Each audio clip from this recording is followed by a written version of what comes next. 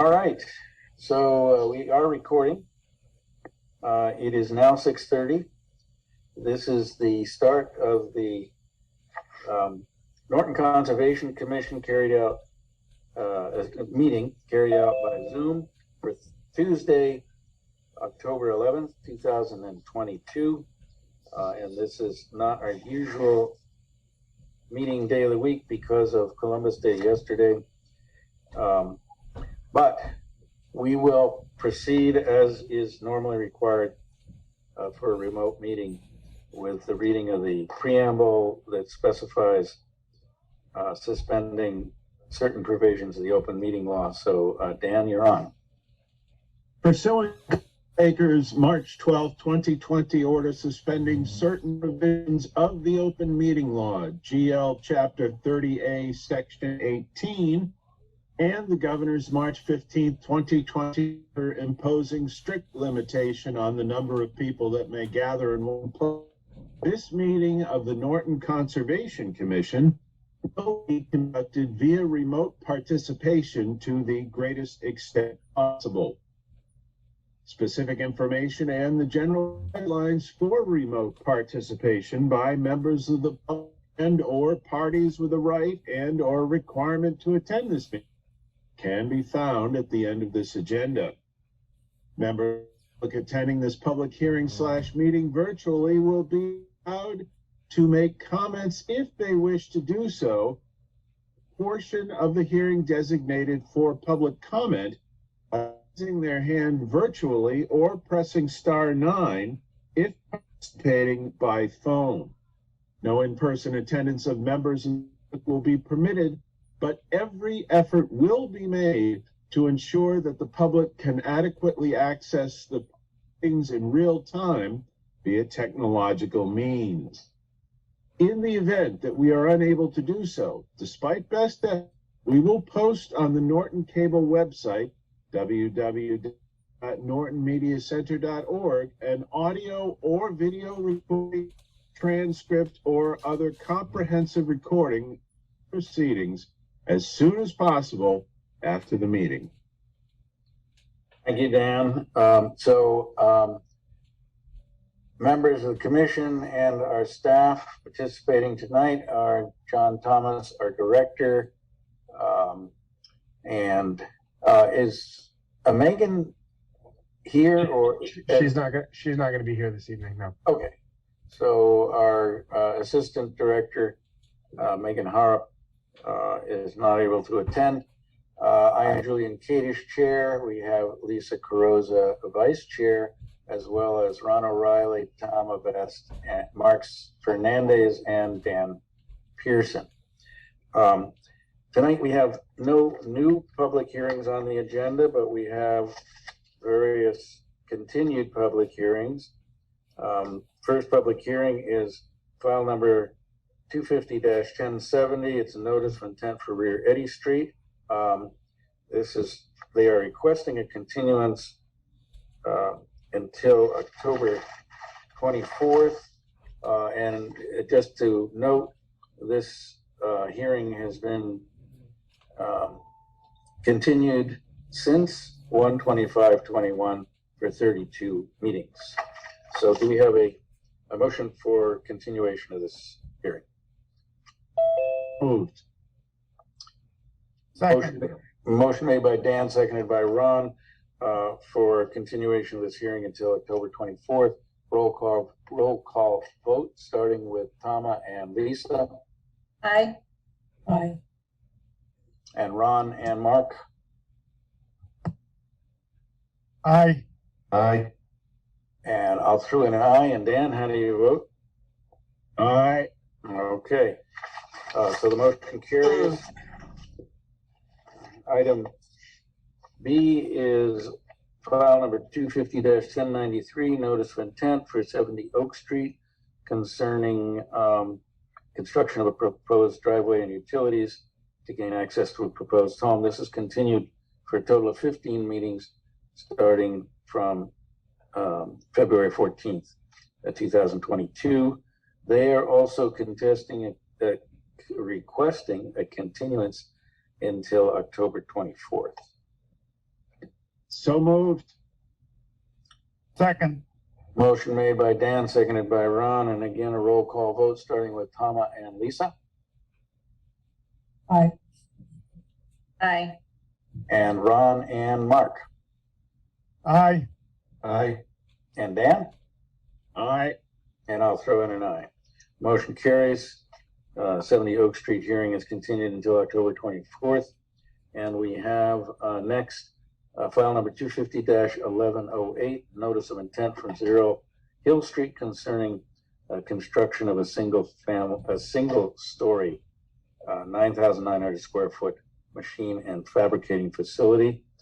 This has been continued for a total of 5 meetings, beginning with July 25th. And do we have a representative of the applicant?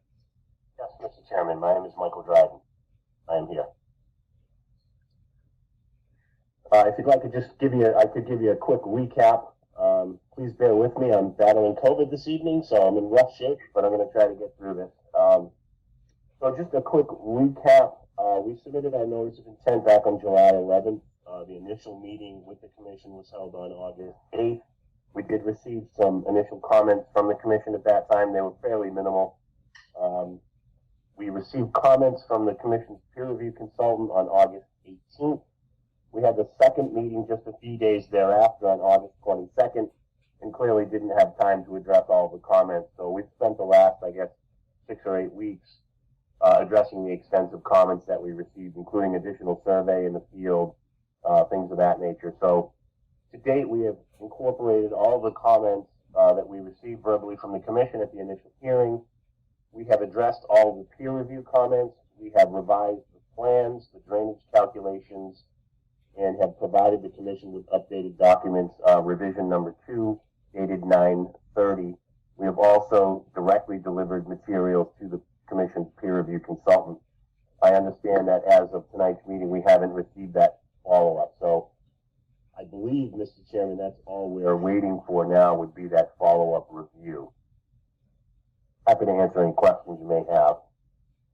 All right, thank you. And I think I speak for the commission in that we send you our very best wishes for a speedy recovery. Are there any questions from the commission? And John, do you have any specific questions? It sounds like we're just awaiting, is it John Chesia who is reviewing this? That's correct. John Chesia is in the process of completing his second edition of the review. I just don't know. I think hopefully by the next meeting he'll have something. He's pretty busy right now, but he said that he's hopeful to have something by the next meeting. So if the commission wishes to continue this till October, or the applicant wishes to continue this meeting to the 24th, that should be enough time, but I'll just double check with him to make sure. Mike, I'll coordinate with you if it's not. Thank you. I appreciate it. So it sounds like we're ready for a motion for continuation of this hearing until October 24th. So moved. Sorry, can I just make Second. one minor comment first? Certainly, Mark, Yeah, go I ahead. just wanted to bring to Mr. Dryden's attention, page 3 of the document, Kessler Machine Plans, revision 3, 9/30. There's a measurement that appears to be off. The line going from the bay door to the isolated wetland is identified as 11.5 feet. It's in comparison to the other lines, it's clear it's well over 100 feet. So it just looks like that needs to be updated. Okay. Thank you for pointing that out. Yep. Minor stuff. All right, so I think we had a motion made by Dan, is that correct? That is correct, yes. And then seconded by Ron or not? Yes. Okay, motion made by Dan, seconded by Ron for continuation of this hearing until October 24th. Again, roll call vote, starting with Tama and Lisa,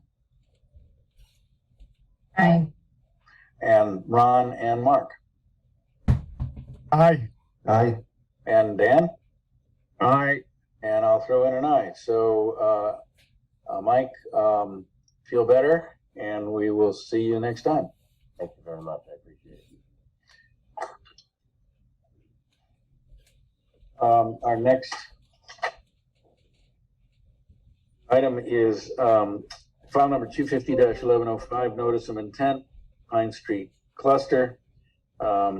This has been continued from 7/11/2022 for a total of 6 meetings. And we've had some discussion, and we have a representative of the applicant. Correct. Claire Hogebaum, wetland scientist with LEC Environmental Consultants. And maybe you could review, because I know we've had some discussion of this project before, and I can't recall exactly what was at issue. Maybe you could bring us all up to date on that. Of course. So we initially opened the discussion at the July 11th public hearing with the Conservation Commission. At that meeting, we received comments from commission members and from the public as well. And I believe John Thomas, the agent, was not present at that meeting. However, he listened in and provided his own additional comments, to which we included in our supplemental information package, which addressed the peer review comments that we received from Horsley Witten Group. It addressed the Conservation Commission members' comments that we received at the meeting, John Thomas's comments, and public comments that were provided through letters that the town had received following the submittal of our application.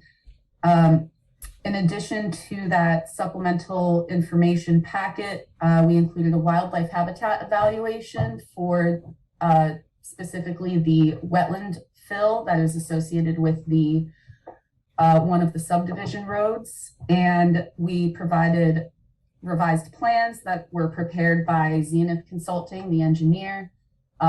The engineer also provided a peer review or a response to the peer review letters that were provided by Horsley and Witten in regards to the stormwater report and calculations. I believe that covers our supplemental information that we provided. We also met on site with a number of the Conservation Commission members on July 30th, where we reviewed the wetland crossing, the proposed wetland replication area, and just generally took a look at some portions of the site that were of interest to folks. So since we submitted that information and had that site evaluation, we received responses from the peer reviewer for the stormwater comments, which still have a few outstanding items, which the engineer intends to address. And we are just still awaiting the peer review response for the specific Conservation Commission supplemental package we put together, which I understand is quite a hefty group of comments for them to address. So I understand that it's definitely going to take a bit of time. So I understand a lot of the comments came from commission members. So we just decided to keep this meeting in case you all still had some lingering outstanding items or any other questions that you wanted to ask. All right. And so questions from commission members or even John Thomas or audience members? Any comments, questions? I just want to apologize to Claire. I just got your email, so I apologize. I was out today, so I wasn't in the office, and Megan's been out, so I apologize for not getting back to you. That's okay. The previous applicant kind of set the stage of trying to keep everything efficient tonight. Yeah, so I appreciate that. I understand. But we can definitely catch up tomorrow if that works for you. Sure. Okay. All right. And I don't know if the peer reviewers want to make any comments or not. I mean, it's just whatever you prefer. I just, for the record, my name is Jenna Bernardo. I am a professional civil engineer with the Horsley Witten Group. We provided our second review for stormwater on September 23rd to both the Planning Board and the Conservation Commission. And for the Conservation Commission's, just for your knowledge, the traffic reviewer also submitted a letter last week to the Planning Board And Amy Ball is also on the line. The applicant has a few more items to address as far as stormwater goes, but they are pretty close to maybe some erosion control things that would be of interest to the Conservation Commission. But they're pretty much in good shape as far as stormwater is regarded. But thanks. All Oh, right. and Amy's her piece. Just real briefly, Amy Ball, senior ecologist, Boise Witten Group. We're pretty much done reviewing the rather hefty package that we got from the response letter. I will say it's very thorough and very well done. We may have some additional comments for the commission as soon as we digest some of the details. All right, and the computer named Bob very briefly had your hand up. If you still have that question, we can address it. Otherwise, we can move on. Yes, hi. Can you hear me? We can. Just identify yourself and your address, please. It's Bob Butler, 133 Pine Street. Just a few quick questions. So I wanted to see if the current plan, or confirm that the current plan is to have a public sewer, and if that's going to be connecting at Briggs Street. I don't believe we ironed that detail out quite yet. I think that's something the applicant is still working out with the town, but that's certainly an answer we would come up with before we close out any items on this one. Okay, and also the water main. I thought that was going to Briggs Street as well. I just want to confirm. I believe the water main initially was going to go to Briggs Street, and we provided some revised, a revised layout of the water main. I think it will still go to Briggs Street, but it will be connecting, or it will now go to Briggs Street and sort of loop between Germain Way and Lloyd Circle. And that's shown on the revised plans that are currently submitted. Okay. I saw a comment I had brought up in the last meeting, the stream that's kind of running behind my property. It goes under Pine Street, around 124 Pine Street. I saw some comments that it's not a perennial stream, I guess. I just didn't know what the criteria for that would be. It does seem to run year round, even if it's just a trickle behind my house, even this summer. So I don't know if it's just not large enough to be considered a perennial stream, or it's definitely, it's shown in the FEMA map. I saw in one of your documents where it's, in green.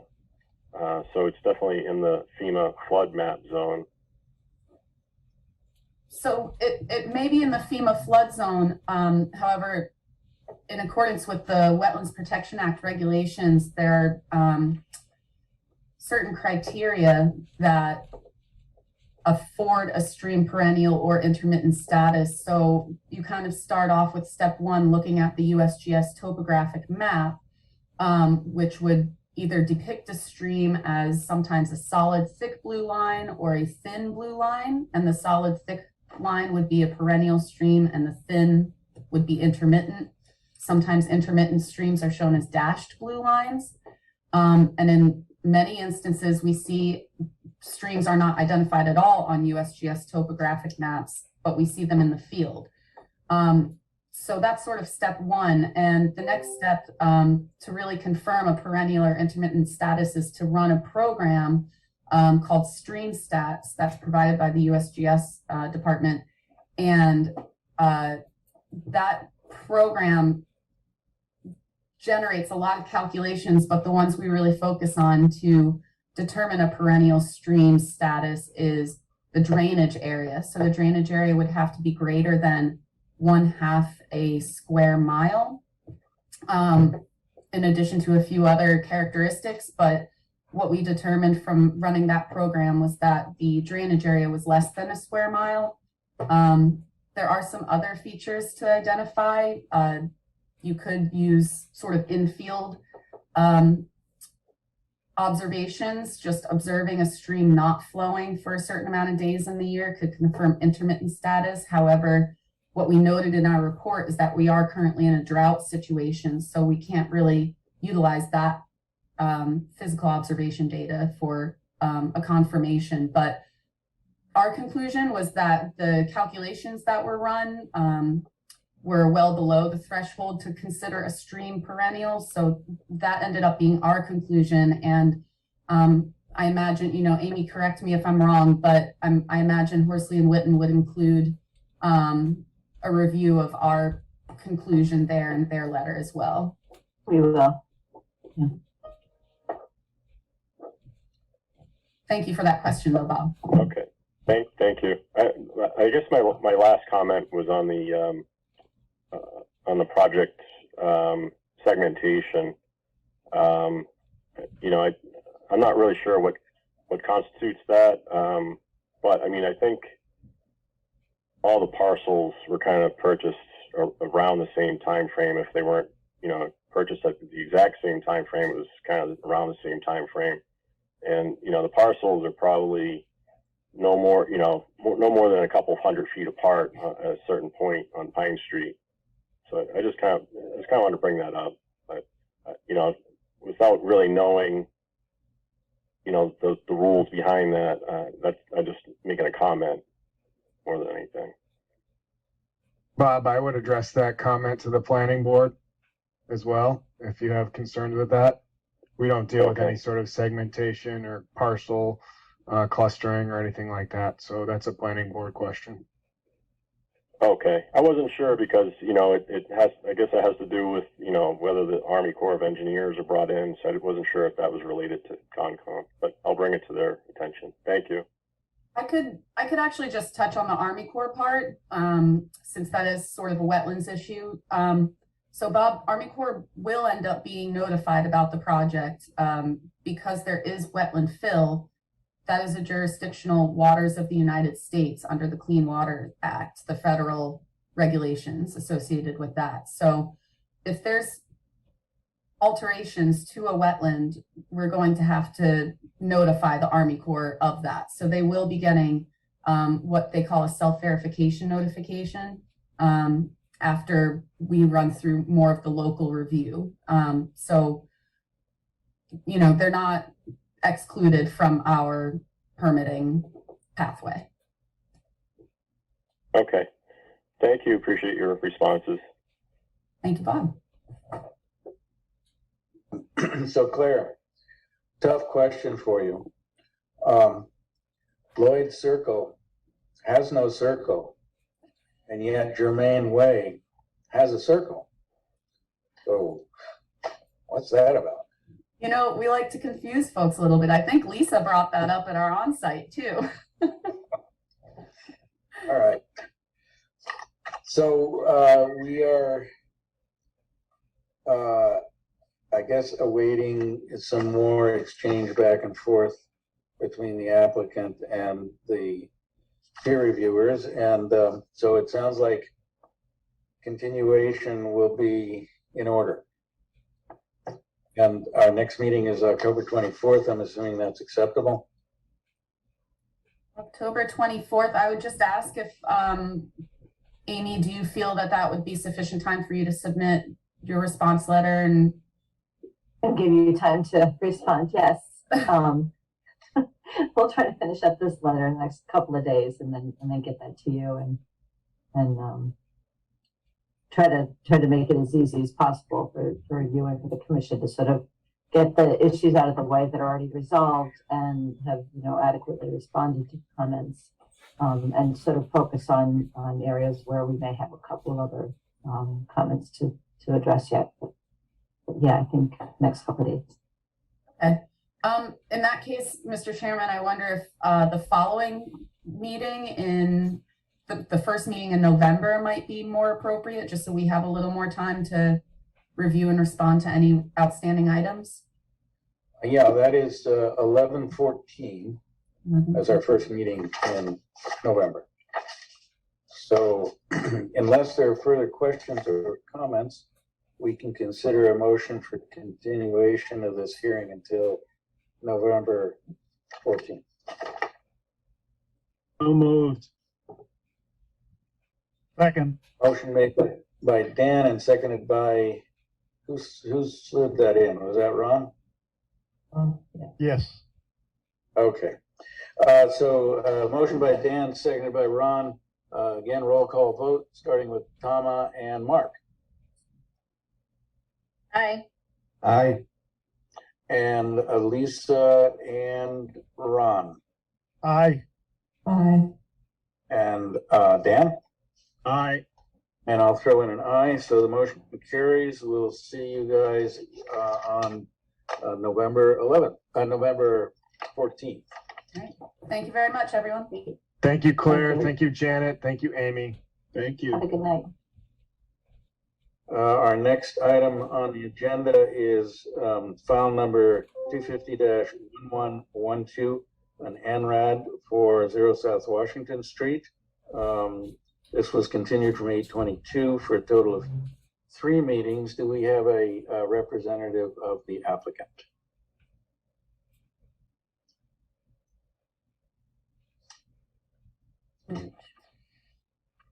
Hello, my name is Nicole Hayes with Goddard Consulting here for the applicant. Okay. There you go. We did a wetland delineation. We had the agent come out and review the wetland lines with me. We did a few changes. I can bring up a plan that shows you that if I can share screen. You should have sharing capabilities, Nicole. Okay.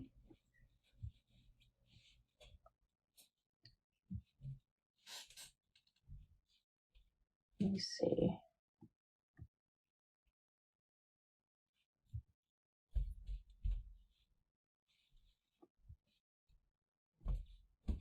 Can you see the plan? We can.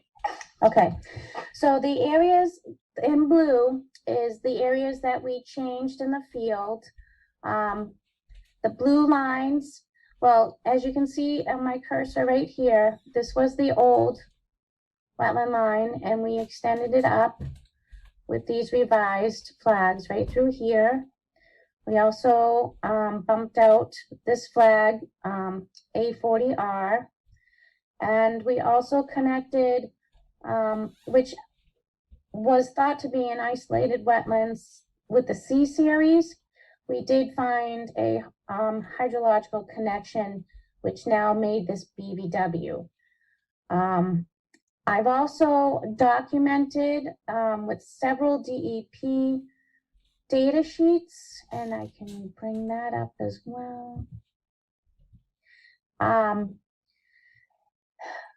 With a report, I did some DEP data sheets, and we did a plot here and here, and then all around the isolated wetland. I wanted to prove to the commission and so they could be comfortable that this area was indeed isolated. So I submitted those DEP sheets. This area right here, I did a DEP sheet here because in the past, I believe the past old ANRAD had it come up a little bit higher. And I wanted to prove that we didn't have all the criteria to include that area as wetland. And this plot number 1, this area differed from Michelle Grenier's delineation that was first submitted for this plot of land. So I just wanted to give the commission ample data to support the wetland lines that are out there now. And I don't know if the agent would like to say anything about our review or the review of the DEP field data forms that I submitted. Hi, Nicole. How are you doing? Hi, good. So I think you did a great job with providing the information that you have here. The only thing that I noticed that was different from what we we talked about was the eliminating the flags 27, 28, and 29 and connecting from 26 to 30.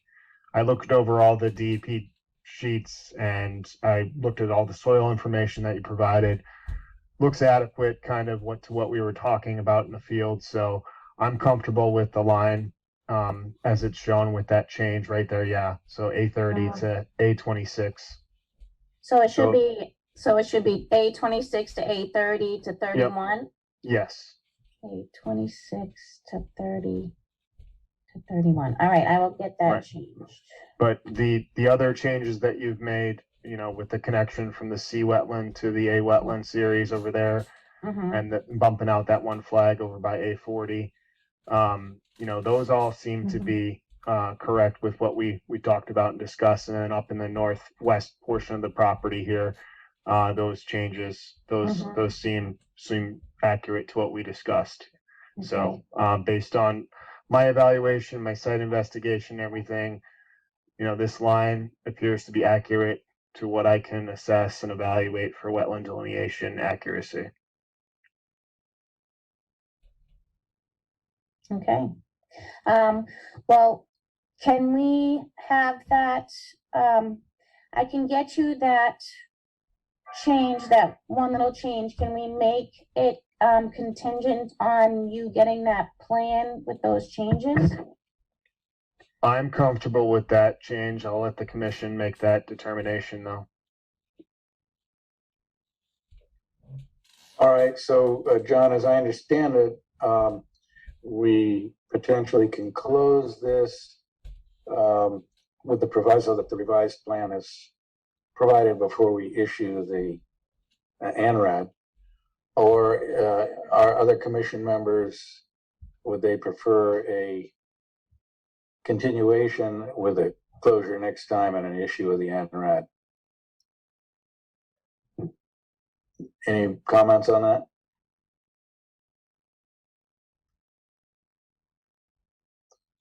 Well, hearing no objections to closing, and John, just to be clear, you have no objections to closing this tonight, I take it. I have no objections provided that that flag change is made from 26 to 30. All right, so unless there are further questions or comments, we can entertain a motion to close the hearing for file number 250-1112. So moved. Motion made by Dan and seconded by? Seconded by Ron. So roll call vote, beginning with Ron and Lisa. Aye. Lisa, It was at the same time. That was enough. okay, we got it. Tama and Dan Aye. Aye. and Mark and I guess myself. Aye. And I'll throw in an aye. So the motion carries. The hearing for ANRAD South Washington Street is closed. And the only proviso is before the ANRAD is issued, we'll get that revised plan. Yes, right away. Excellent. All right, so our next hearing on the agenda is file number 250-1114, notice of intent for file number 306-308 East Main Street.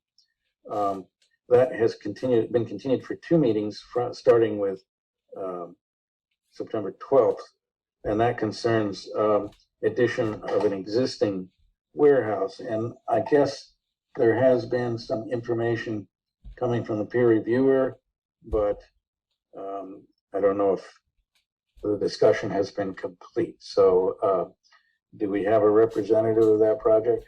So they requested a last minute continuance today. So they're going to be on for the 24th meeting.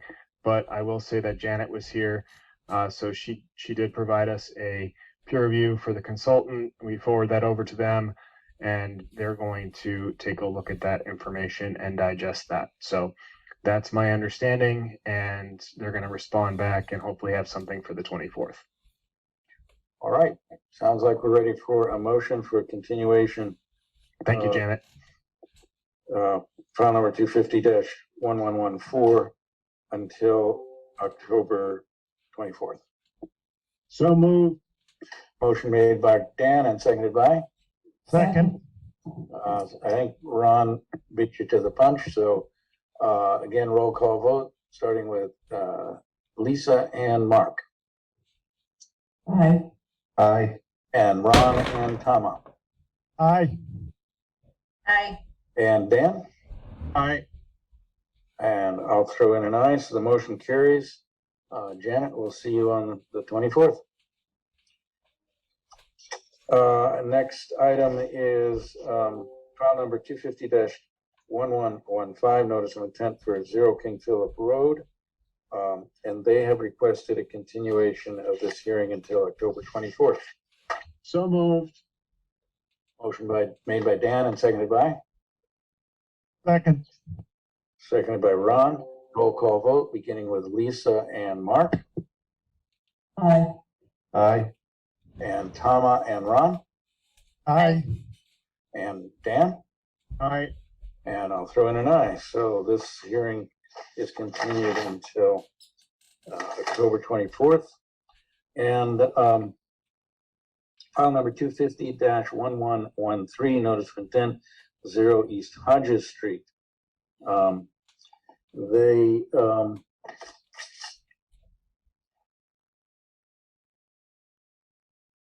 So no new information and No new information. They're gonna get something to us, and they requested a continuance. I got that notice on Friday. All right, so we can entertain a motion. So moved. Motion made by Dan and seconded by? Second. Seconded by Mark. So roll call vote, starting with Lisa and Mark, Aye. Aye. and Tama and, looks like, Ron, yes, there, you're there. Aye.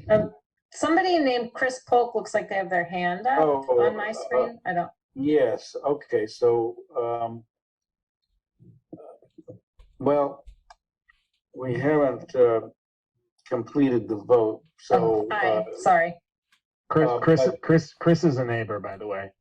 I think it's 120 For the Hodges Street? for the project? Hodges Street. Yes. Well, we'll bring your question up. It's not clear we can answer anything, but, so Chris, do you want to ask your question?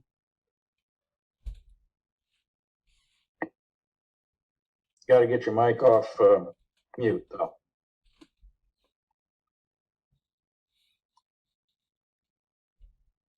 There we go. I got it. Okay. I just didn't hear when you were gonna, when's this being postponed till? I just. didn't get Our the date. our next meeting is October 24th. Okay, so it's it- going to the 24th. Yeah, it's a Monday, I believe. Yeah, sorry about that. I just missed it. I'm sorry. Okay, no problem. Thank you. So we were in the middle of the vote. I think Mark,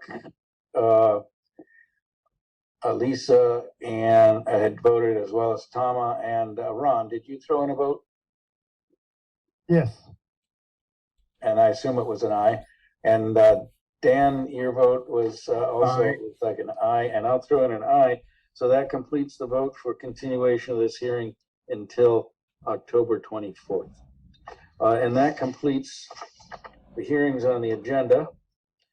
And we have requests for certificates of compliance. And the first item is file number 250-1067, certificate of compliance for 116 Lincoln Street. And the proposed work was to construct a single-family house. And the work is complete and satisfactory, John? Yes.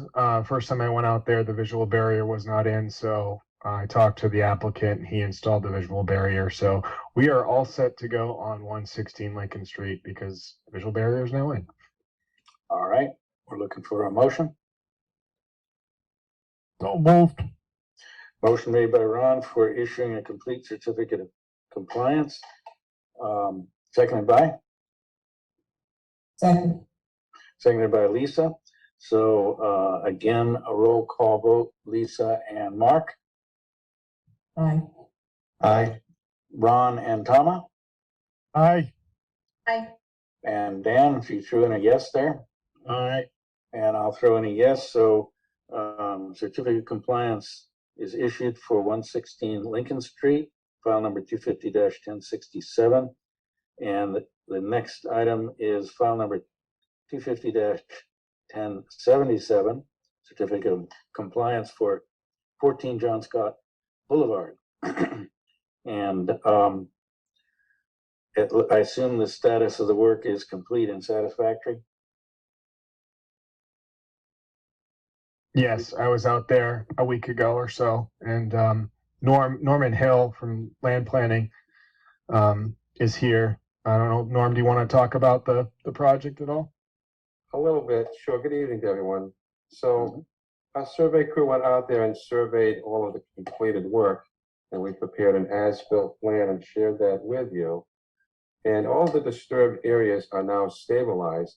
But I'd like to point out 3 changes that were made during construction. One was the extension of the retaining wall into that curved section. I don't know if we can put the plan up on the screen, but the retaining wall, the curved section of that retaining wall was not on our original plan. The second change that was made was I would say they enlarged the area that they can park on by installing impervious patio pavers. Inside these pavers, it's hollow.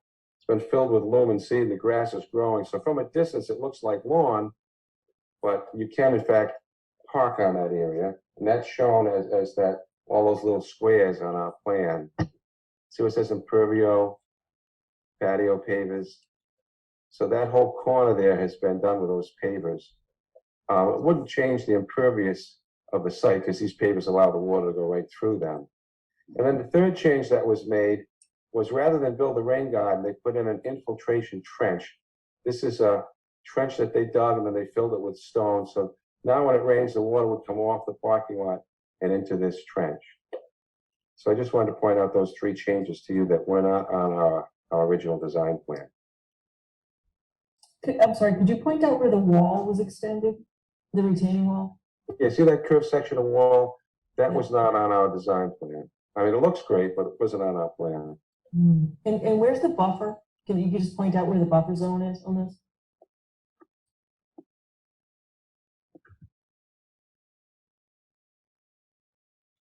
So the buffer is, where is it? Right here?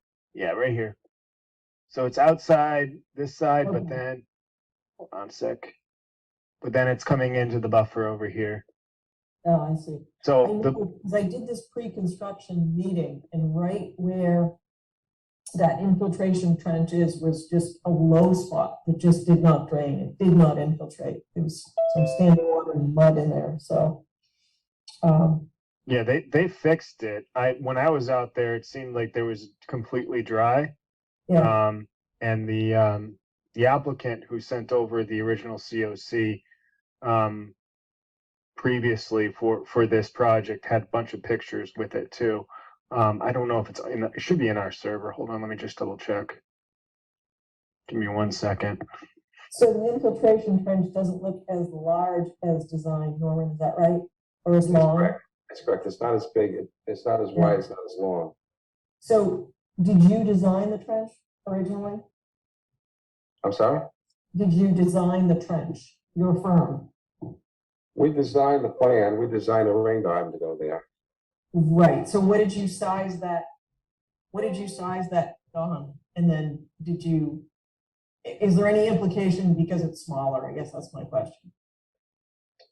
We didn't submit a stormwater management report or do any drainage calculations. Right. Right. So that just based on similar projects. Okay. So you didn't really size it. You didn't really do any calculations to size it. That's correct. Okay.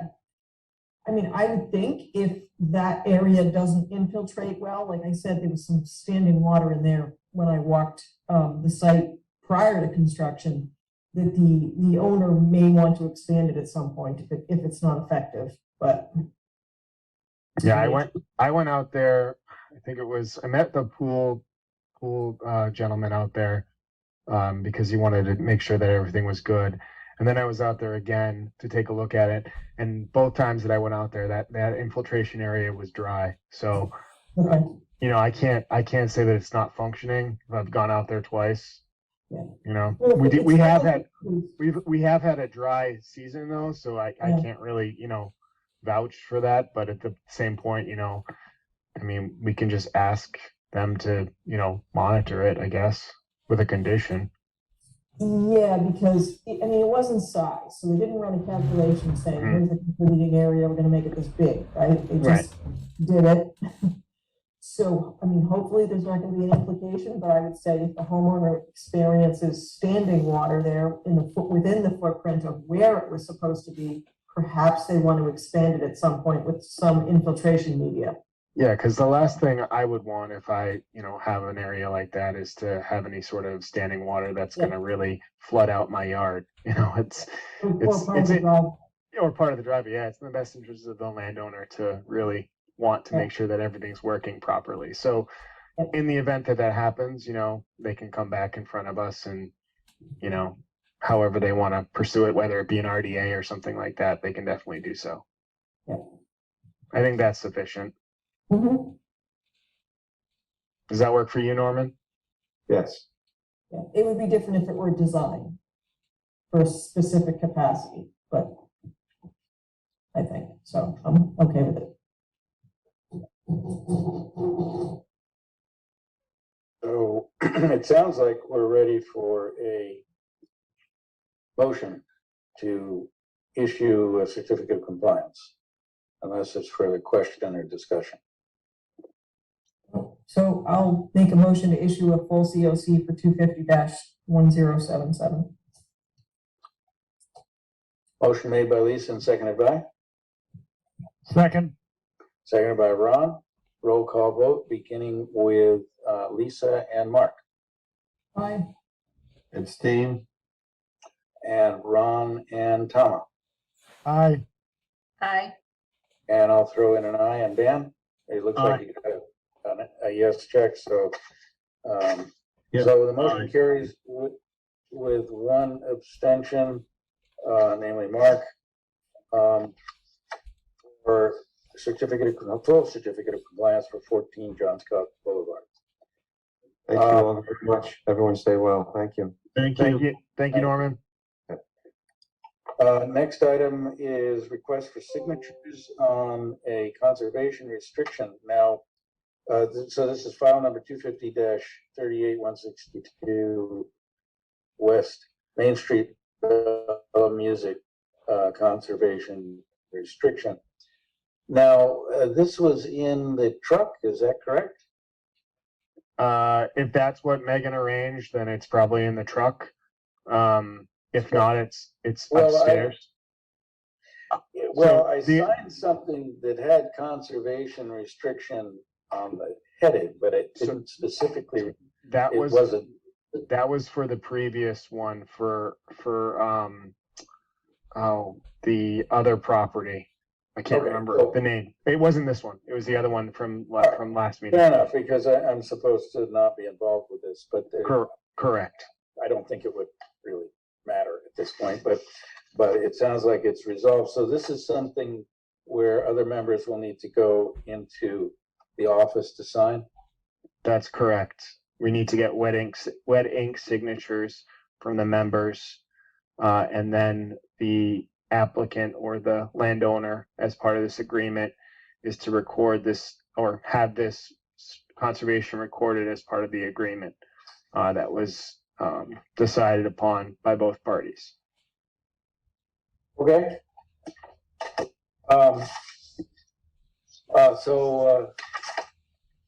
Commission members take note. If you have any questions. I assume you all received emails about that. Did I already sign that? Do you remember, John? I guess Megan's on. I think getting a request to sign it. All right, did she send it? Getting it now. Well, you're getting it now. So just to let you know, there's going to be a piece of paper in the office to sign, so that way I can make arrangements and then go to the select board and then send over the information over to the landowner's legal team for them to record or get approval through the EOEA and then record the document with the Registry of Deeds. All right, so we're all set with that then? Yes.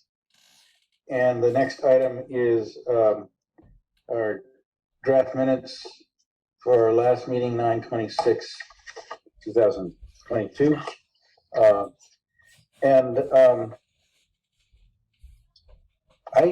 I don't recall, was Carrie absent from that meeting? Because I actually didn't see her name anywhere, so I presume somehow I had a memory that she was there, but if she wasn't, she wasn't. Carrie's going to be out for a bit. I see. Okay. All right. So I don't have any questions. Anybody else have any? And of course, Lisa was absent last time. So with the remaining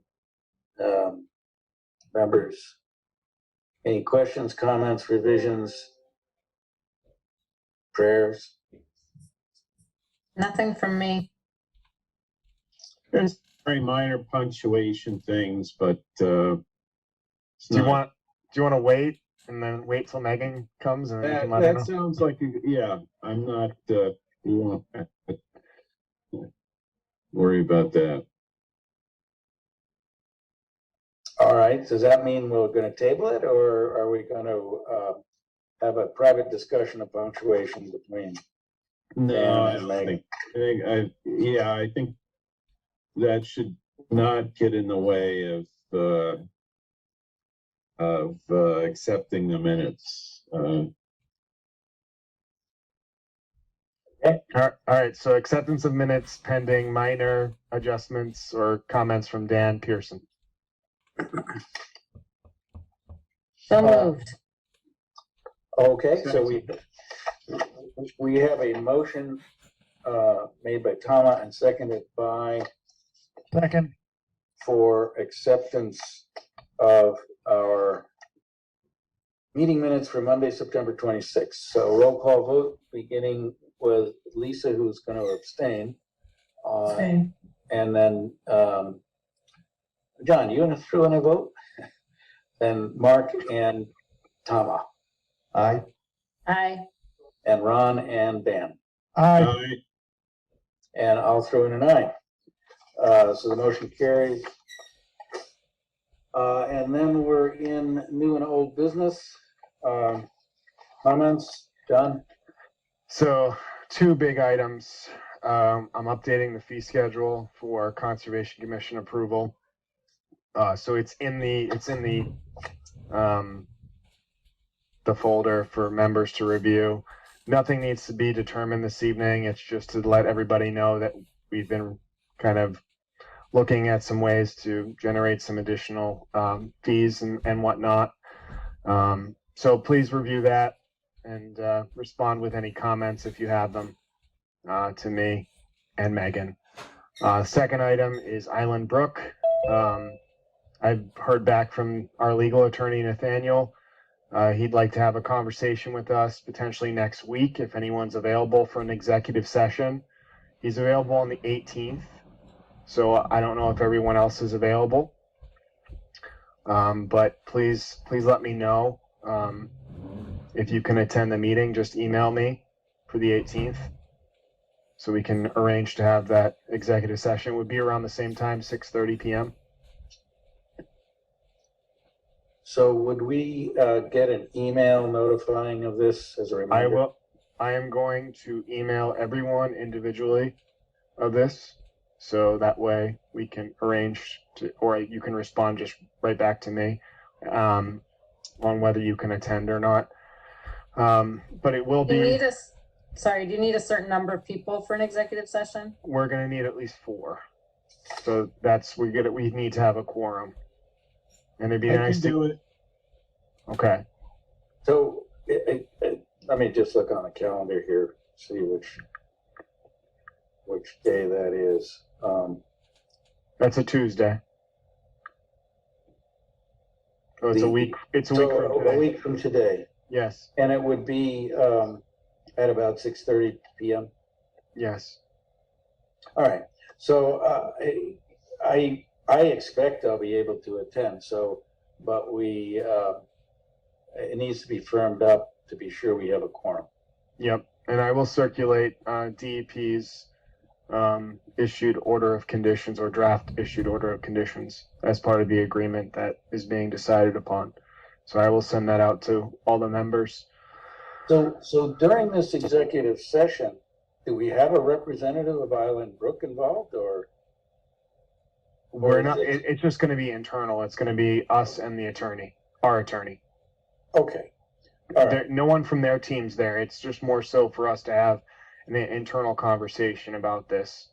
We're going to publicize it as an executive session, but it's not going to be open to the public. But this is just to give recommendations back to DEP. Is that correct? Right. So what I'm going to do is I'm going to send out all the information that we have received to the members and their responses and everything of that nature in anticipation of the meeting that's going to be held on the 18th, and we can discuss it as a team. Okay. All right. Now, you made a comment about the fee schedule. I just want to be procedurally correct. It's not just to raise money. I mean, there are applicants which are asking for a service provided by the town, and it's specific only to them. So it's really fair that they partially pay for delivering that service. And I think in terms of the whole process, it's reasonable to be current with the charges. So, yes, I misspoke by saying raising money. I meant to pay for normal day-to-day operations. And, you know, I was looking around at other towns, and we are at the lower end of what a lot of other towns are with their fee schedules. So I'd like to be kind of in compliance with everyone else, be normalized. And it doesn't even pay for the operation. What it pays for is litigation when we have to engage in it. Yeah, and that's, I didn't want to bring that up, but that's true. I mean, I've looked at our finances for one of our accounts, and you know, it's something that we're going to have to just take into consideration as we move forward. We've had a lot of litigatory issues in the past, so it's all kind of adding up and compounding right now. So it's kind of stressful, but we're moving through it. Yeah. All right. I'm not asking you to prepare something if it doesn't already exist, but do you have any sort of breakout of where we stand versus towns in the area? You said you had done at least some comparison. Yeah, I mean, you can look on other websites. I can look on other websites, but Okay. You know, it's drastically different from our fee schedule of, you know, what we charge normally for an RDA is $25, and then an amended order of conditions is $50, and that's really all we charge for. Other towns, they charge for just proposed projects within the buffer zone, and they get square footage and things of that nature. So, you know, you can just think of kind of what the amount of, you know, fees for any sort of potential single family development project would be. It's pretty astronomical when you think of it. So, you know, I don't want to go to that excess, but I think that, you know, I'd like to do something a little bit more, so that way we can, you know, really secure any sort of potential issues with litigation in the future for our accounts. Yeah, I had already pulled up Mansfield to try to look at them as a comparison, but didn't know if you already had something in a nice little table put together. But I'm happy to go through the towns near us and see how we compare. I've had Megan look at it, and she's been kind of putting together a list and a tally, and she was quite taken back by what the other towns have put together for their fee structure and fee schedule. John, does that also include and I think we had revisited this a few years back for a reinspection. Things like that. So that's kind of the other thing too, is, you know, I don't normally charge for re-inspections, but it's probably something that I should do moving forward. I thought we did. I thought What's if that? Jen had to go, I thought we did. I thought if Jen had to go back out a second time, oh, maybe that was for duplicate order. Yeah, so Yeah. part of the issue was for the re-inspections. You know, if there was non-compliance issues and she had to go out a second time, you know, typically what I tell people is when I go out there, I don't want to be back here a second time. You better fix this immediately. Otherwise, next time I come out here, you know, I expect a check in hand for the you know, revisit. But, you know, I'm talking more so with, you know, reevaluating projects and looking at wetland lines and things of that nature, because, you know, I'm efficient at reviewing wetland lines. I don't need to have a peer review consultant. So, you know, I want to have some sort of fee structure associated with that. You know, there's other things, you know, you can all look at it if you want to, and take a look at it and comment on it. I'll take it into consideration, but I think we need to do something about the fee structure. John, is that subject to needing to be approved by the Yes. town or anything? Yeah, so it needs to be approved by you folks, the Conservation Commission, and then it needs to be approved by the Select Board. Gotcha. Does that complete everything? It appears to. Yeah, that's all I have this evening. Okay. Any other comments from anyone? No, so John, I guess the immediate thing is we have to get back to you with our availability on for next Tuesday, right? The 18th, yes. Okay. Yeah. All right.